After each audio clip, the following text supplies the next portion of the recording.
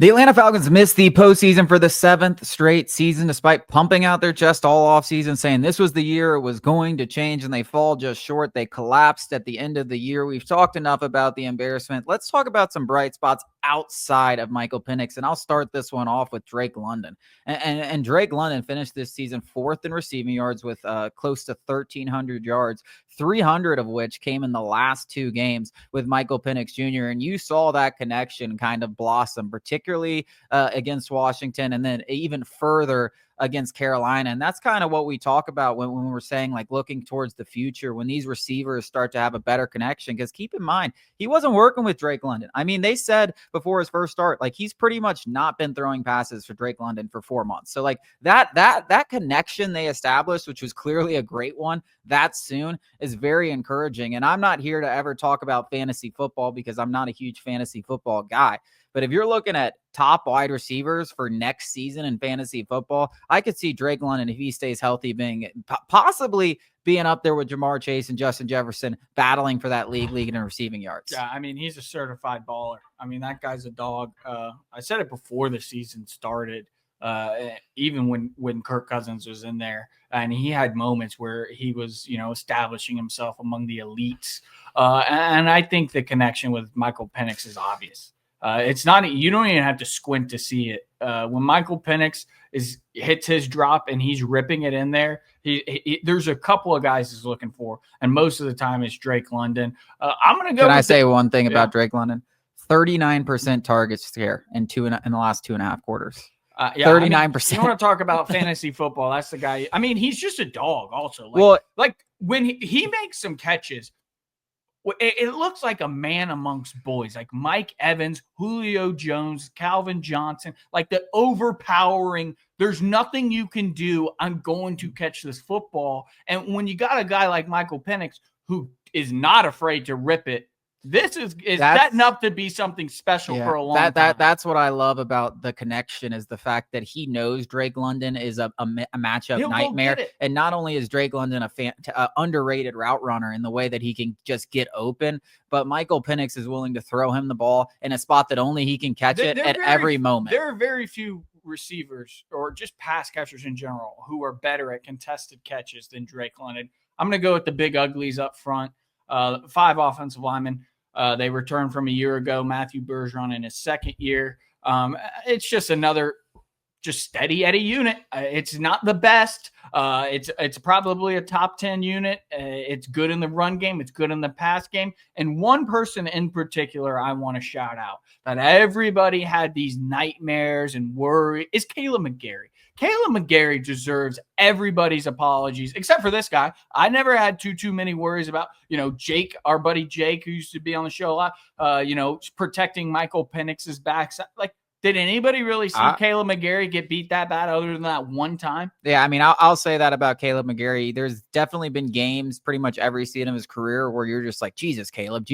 But for the overall body of work. I'm saying, I don't think I said that often this year. I don't think I ever said it once. There was never one game where I was like, damn, he's getting abused. Like we've seen him happen like to Cam Jordan maybe or something like that. There's been moments where you're like, holy crap, like, can he do anything? And it's inconsistent. And you're right. The overall body of work has still been positive, but I don't think he had one of those games. So it's definitely a step forward. You got to mention Chris Lindstrom. I think he's the best guard in football. Yeah. If not, he's top 2. He'll be an all-pro again, 3 straight Pro Bowls, the anchor. I mean, just talk about a pale bucket man. Let's just, all right, this is crazy. Head in front of the skis, all that crap, spare me, all that stuff. He's quietly like putting together the beginnings of a Hall of Fame career. I don't think there's any doubt about it. Obviously, he's got a long way to go. 3 straight Pro Bowls. He's going to have an All-Pro again. 3 straight All-Pros in 5 years.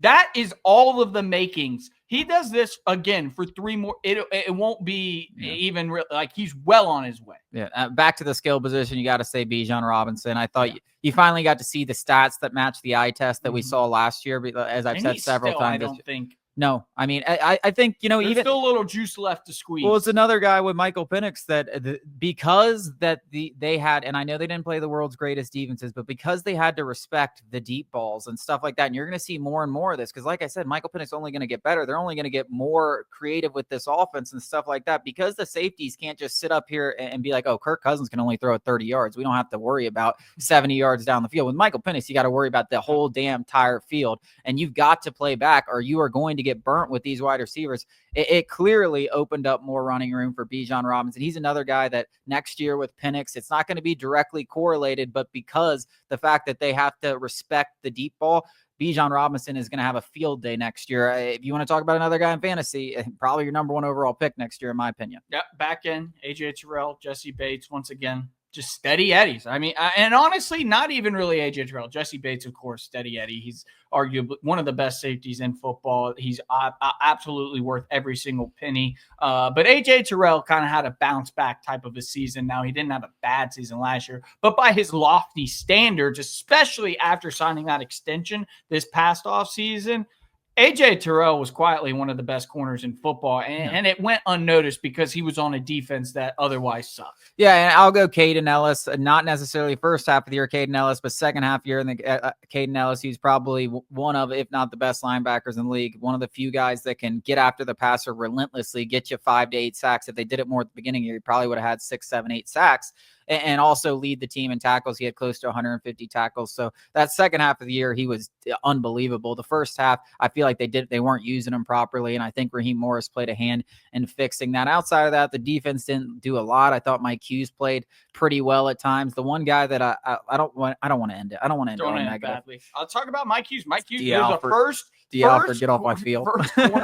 First cornerback opposite of AJ Terrell where you weren't throwing up on Sunday. So he should be brought back. He's about the only guy in that cornerback room that should be brought back. I think we covered it, though. I think that's pretty much I think that's all the bright spots for the Falcons. There were a lot. And then obviously Dwayne Ledford, offensive line coach, love what you do. Yeah, and Michael Penix, man. Yep. There's everything to be excited about surrounds that man. Even when we're talking about Drake London and Bijan Robinson, they will exponentially be better. Everything hinges on Michael Penix. They were going to be exponentially better with him under center and a good offensive line, and he's set up for success. I'm very interested to see what they do this offseason, especially if I think it's all got to be defense, but even they could add another pass catcher. I'm interested to see what they feel about Kyle Pitts because he had his moments with Penix, but overall another disappointing year. Looked like he was moving better with Penix, like he was a little more motivated, which is kind of sad to say, but also exciting if maybe about his future. But yeah, I mean, Michael Penix is the guy that gets you excited about all these guys, and he can take all of these guys' play to the next level. So there's a lot to be excited about despite another disappointing season in 2024.